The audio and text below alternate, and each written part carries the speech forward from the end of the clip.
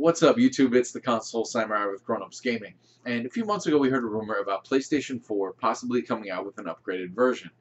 This new version was going to have a bigger hard drive, better processor, better RAM, higher resolution output. But Sony never really said anything one way about it, or one way or the other about it. They never confirmed it or denied it, so the rumor just kind of died out. Well, that rumor has come back, and even though still Sony hasn't confirmed or denied it, it does seem pretty likely. And now there's a name attached to it in the media, PS4K. Now, we've also heard a rumor very recently about Xbox One doing something very similar. You know, same thing with the bigger hard drive, better processor, better RAM, higher resolution output. But I don't think it's coincidental that we're hearing about both of these. And I don't think it's a coincidence that we're hearing about them now.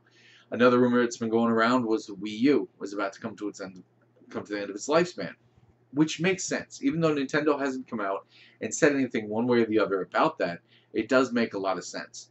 With all the talk of Project NX and knowing that Wii U is struggling as much as it does make sense that they're going to put an end to the project, or they're going to put an end to Wii U. Especially with some of the games they've mentioned being on NX, and they're going to start talking about them soon. So it does look like the rumors we've heard about the Wii U coming to an end at the end of this year are pretty likely, although, again, Nintendo hasn't confirmed or denied it. But the big question here, what does all this upgraded console news mean for consoles in general, for video game consoles themselves? Historically, we're used to a console coming out and not really changing through the lifespan of its console. The exception, of course, being the PlayStation 3, where it had a feature that made the price a little bit too high for people, so they removed that feature, the backwards compatibility to PlayStation 2 and PlayStation 1, and they re-released it at a cheaper price. But generally, it is just a cosmetic upgrade. The PlayStation 2 came out big, and then they had better equipment, better components, so they made it smaller. Xbox 360 came out, various different shapes and sizes, colors, so on and so on and so on. Generally, they really are just cosmetic upgrades. Again, PlayStation 3 being the exception. Now, of course, PC gaming doesn't really fall into this because gaming PCs don't have generations. They're kind of just this weird amalgamated, kind of blurred line of this hardware is all the same, but it kind of gets improved gradually over time. And that very well could be what we're looking at in the future for consoles. Instead of it being this hard stop of this is the PlayStation 4 or this is the PlayStation 5, this is the Xbox 2, and then nothing's going to change until next generation, we might be seeing something very similar to what we see in PC, or I kind of think much more likely very similar to what we see in the cell phone market.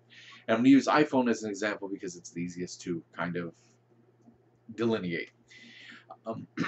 The iPhone 2, iPhone 3, iPhone 4, iPhone 5, 6, the 7 eventually when we get that.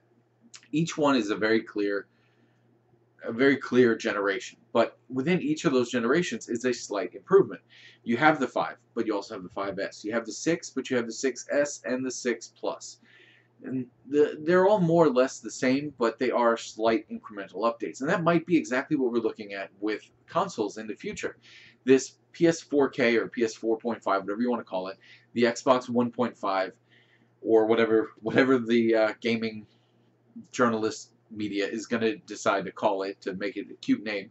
This could be the very beginning of what we're seeing, and an end to, not a complete end to console generations themselves, but a much more blurred version of it, where everything that plays on the PlayStation 4, for example, will play on the 4.5. And hopefully everything that plays on the 4.5 will play on the PlayStation 4, but I'm sure there's going to be some games that are going to be a little bit too powerful for the PlayStation 4. Same thing with the Xbox 1.5. There's probably going to be some games that come out that are just going to be a little too much for the Xbox One. And that's where they really have to be careful. Because as I have mentioned in a few previous videos, that has the potential to really alienate the consumer base. And if that happens, it can blow up in their face. And even though a lot of people do think that it is a great thing to have 4K output on the Xbox One and on the PlayStation 4, and I don't think it's a bad thing at all. I think it is a good thing. I just think that it needs to be, they just need to make sure that it doesn't alienate the people who've already bought it, their existing install base, or they can lose a lot of fans, and that would be very bad for them. But I do think that this might be the end of these clear-cut generations, and it may become more of a blurred line kind of thing. But I don't think it's going to go to the same extent as PC, where it's just kind of one line of various gradually improved pieces of hardware. But either way, let me know what you think in the comments down below. Once again, I'm the Console Samurai, and I'll see you around.